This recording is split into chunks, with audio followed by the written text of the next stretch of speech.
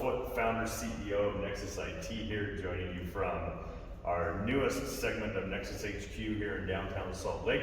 I'm joined by one of our latest additions to the team, Wynter Mindnich. Wynter has joined us as a support engineer.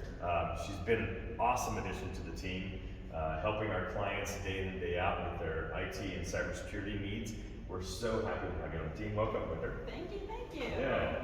You want to tell everybody maybe a couple of fun things about yourself and what you're up to, how things are going here at Nexus? Yeah, I'm a recent graduate from Westminster College with a degree in computer science, so that's how I ended up here.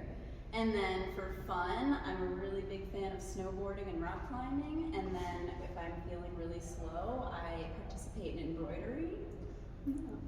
Very cool. Thank you. You know, my mom used to make me embroidery when I was a kid, but I haven't done it for a long time.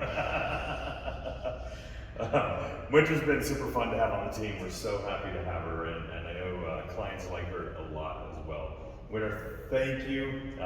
So happy to have you on the team. Thank you, thank you. Happy to be here. Let's go get it. See y'all.